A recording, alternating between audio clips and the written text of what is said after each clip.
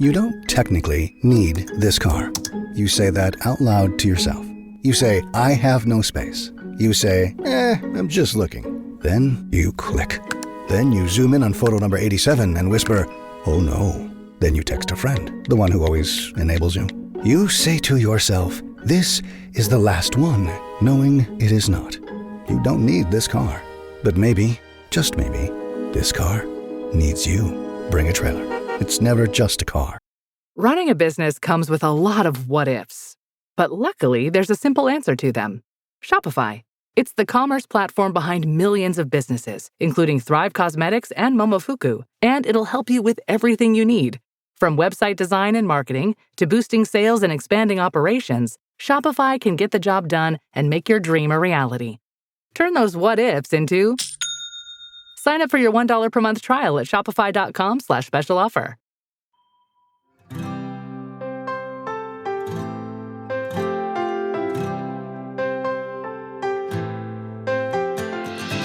Welcome to the High Volume Hiring Podcast. I'm Stephen Rothberg, the founder of job search site College Recruiter.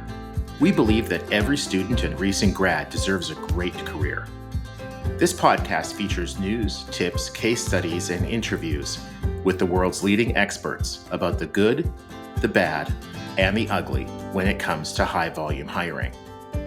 Thanks for joining us.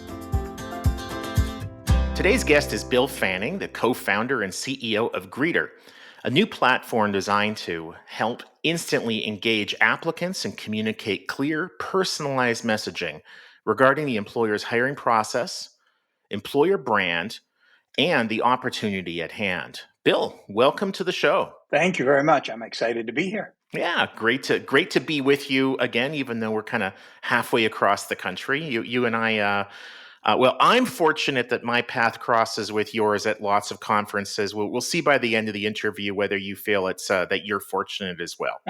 We'll stay silent on that one. Sounds good.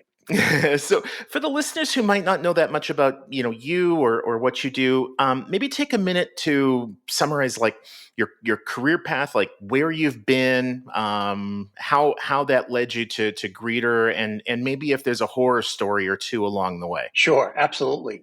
I have been without any divine plan, in the human capital sales, customer service, operational space for most of my career. Started a long time ago with payroll after I came out of the military, and have worked from a ERP human capital standpoint with PeopleSoft and Oracle, down to just by more and more specific focusing in roles to talent attraction. Had some great opportunities to work for some phenomenal companies. Really got to learn a lot along the way, because the companies have had different perspectives as an applicant tracking system like Smart Recruiters, or as JobTarget and recruitment marketing. Working for, which is now Radancy, it used to be TMP, and getting to see the different perspectives and the different challenges that organizations are having in engaging and hiring and bringing great talent into their organization, which is kind of the lifeblood of their growth. And definitely been some horror stories along the way. Definitely one was when I joined as a senior leader of the sales department for TheLadders.com, right as the 2009 economy went off a cliff and nobody was hiring anymore. That was definitely a moment of interest, as we were kind of figuring out how to sell our stuff. But over the last couple of years, I had been focused on diversity and AI, and learning more and more about some of the core things that were challenging organizations. Through that kind of interest, definitely ended in some chat groups and some networking conversations around candidate experience. And while for me, I kind of think about that in two buckets. The first bucket is click to apply, and the second bucket is apply to hire. I think a lot of people are focused on click to apply and making that a better process, making it easier, making things convert, ratios go up, all this great stuff. Apply to hire is an area that still has some challenges. And that is what Greetr is designed to focus on, and was really exciting and interesting to me. So through a combination of a company called High Alpha Innovation in collaboration with Capital One. We put together the concept, the team, and have built out the product for Greetr for launch, going live very soon. Actually, starting with a couple customers on Monday. Awesome. And so we're recording this on Thursday, January 26th. So Monday is going to be what's January 30th. January 30th. So the listeners are going to hear this after that, and so they're going to be able to hold you accountable to that date. That's going to be fun. Which is good. Which is good. We are holding ourselves very accountable. We're having a good time, but we are trying to move as intelligently and as expeditiously as we can. So it's been really fun. Awesome. And for the listeners who might not know Bill, I think you can see from what he shared, he's one of the rare people in our industry who not only has been on both sides of the desk, but you've been on top, you've been underneath, you've helped to assemble it, you've helped disassemble it.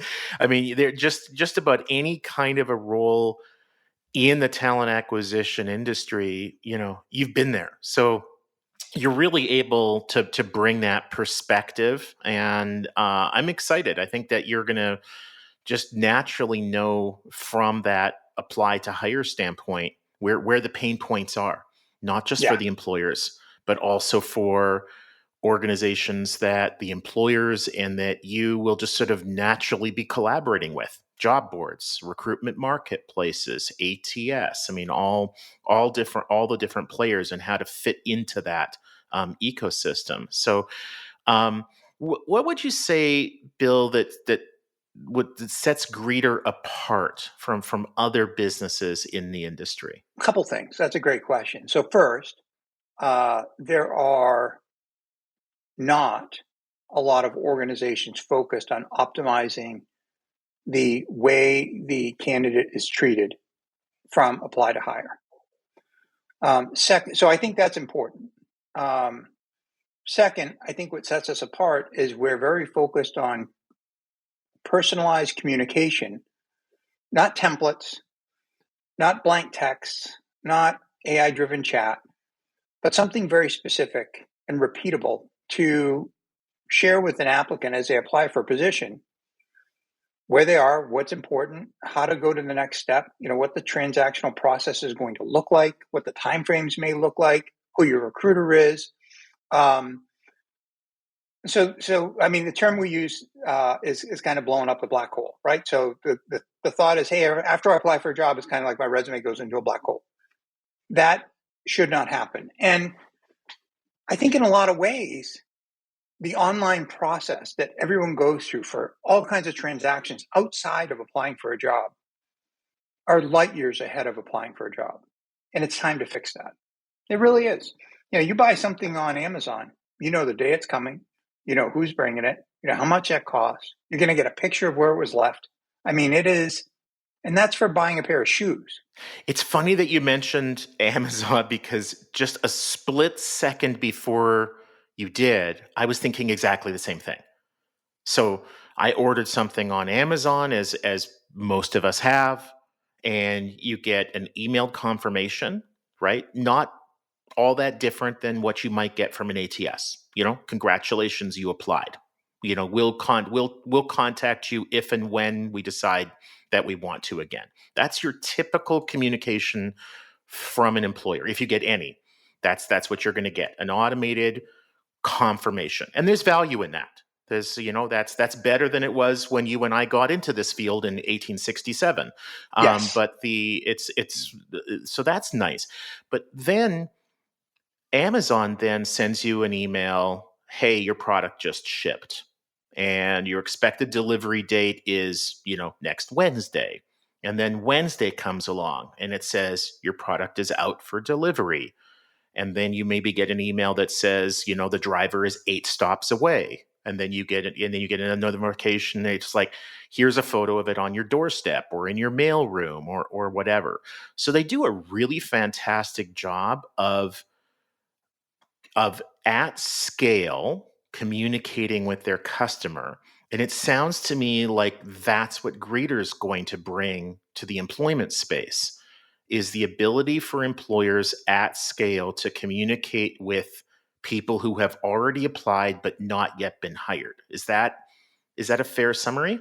That is a fair summary. That's a good assessment of what we're trying to do. We're going to communicate via mobile messaging to somebody which has an exceptionally high delivery and open rate compared to email. I'm not sure where I read it, but I know recruiting email has about a 28% open rate, where texts are 98, 99% opened. They're going to, from the text, go to a dynamic landing page, and they're going to be delivered very similar information that we were just talking about, which is, here's our process. It's 5 steps. This is approximate time frame. Don't hold us to it, but you could expect, if you're going to go the next step, to hear from us in 5 days. Here's a message from our CEO. Here's an overview of the company. Hey, by the way, we have a great work from home policy. Here's a little bit of information on it. Here's a message from the recruiter. But and have clear expectation that blank template's not going to get you. It's not going to move you to that point. So, and it's differentiating the employer. So we're doing a couple core things. We are engaging the candidate in a way that's meaningful and drives value about the opportunity and sets an understanding of what that employer thinks and feels about people that might join their company. It adds massive amount of productivity back to the recruiter because they don't have to do this themselves.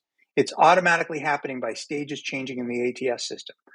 It's delivering phenomenal employer branding capabilities that today are not happening. So with click to apply and the way people are finding jobs online, they look at a job, they click it, they read the detail, they click apply, they go to the career landing page. If they're not doing one click apply, all of the employer branding that's been built is completely bypassed.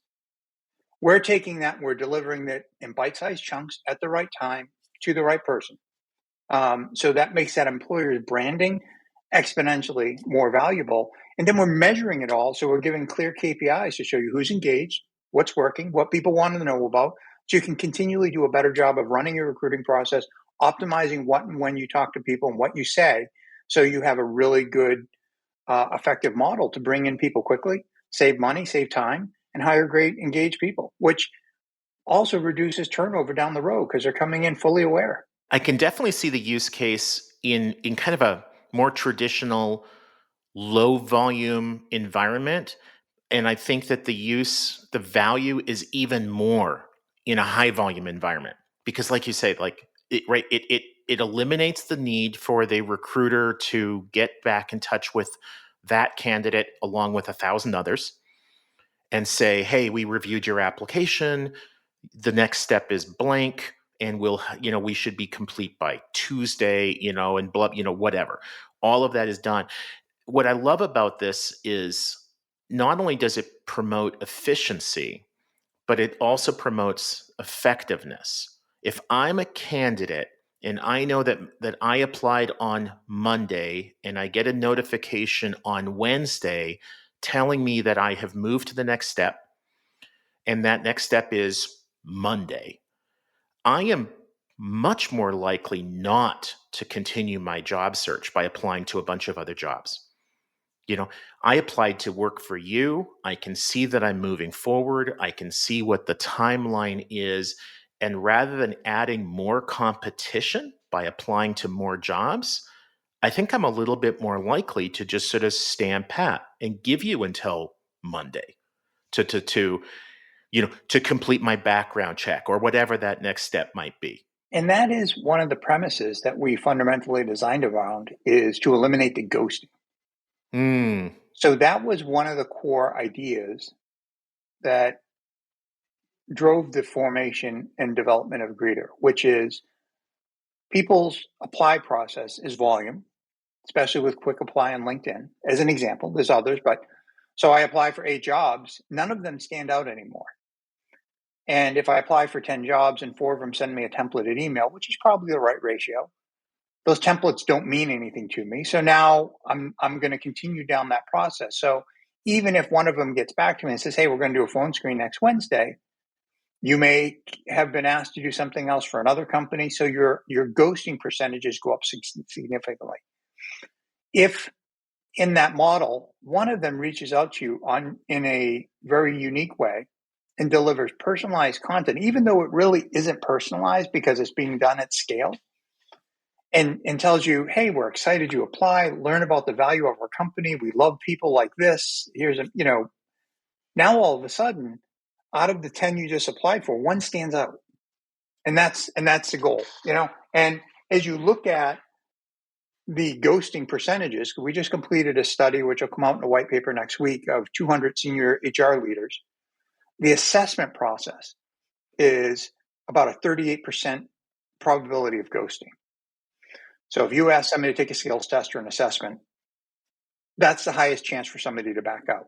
If it's done in a personalized way and you communicate to them the value of taking the assessment, what that allows the employer to see in them, and maybe offer them multiple roles, or know really how to make their transition from a candidate to an employee as successful as possible, somebody's higher probability to take that assessment and see it as a positive rather than a nuisance, which I think a lot of people sometimes see.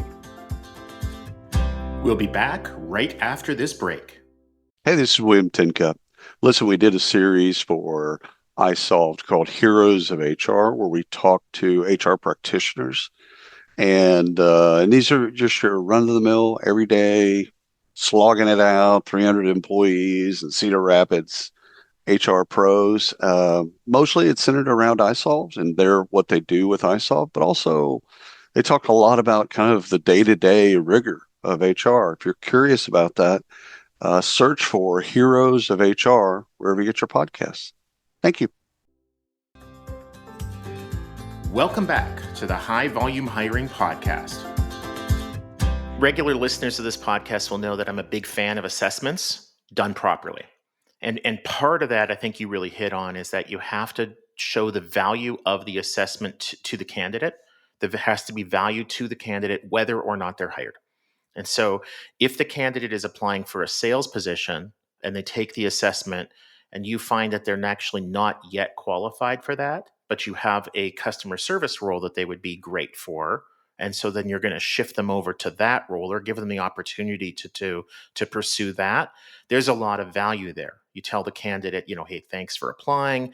Here's where you fall short in our environment, provides the candidate with an opportunity to upskill.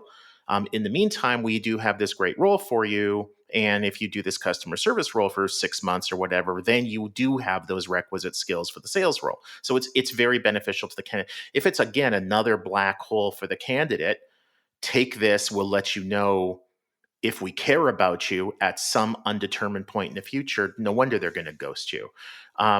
So shifting gears just a little bit, from one entrepreneur to now another entrepreneur, what did you find were some of the biggest challenges that you faced in launching Greetr? I think I've been fortunate. I have a phenomenal CTO. Tracy Adams has been a core component of the team. So that has been a godsend and a blessing, really, because she's been such a good supporter of growing and getting things going. I think we struggle with a lot of the traditional challenges of an early organization, which is going from concept to product, and what specifics in that product need to come about, and the ability to iterate and think through and continually improve, so we're at a place where we can deliver something of value. We've been fortunate around the funding aspect, so we had a good initial start, and we've got a good path to go forward. So, but for me specifically, as a first-time founder, there's a lot to learn, which is interesting, and patience for me sometimes is on short supply. So I'm like, okay, let's sell it on Monday, and then it's like, well, no, not yet. But so that's been interesting.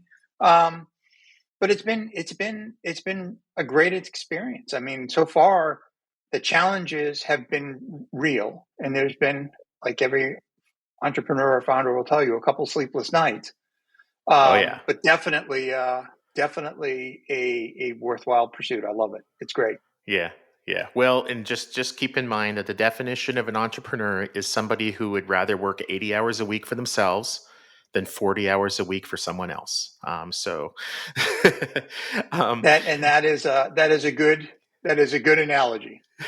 You've referenced a couple times, like, some of the funding and clients.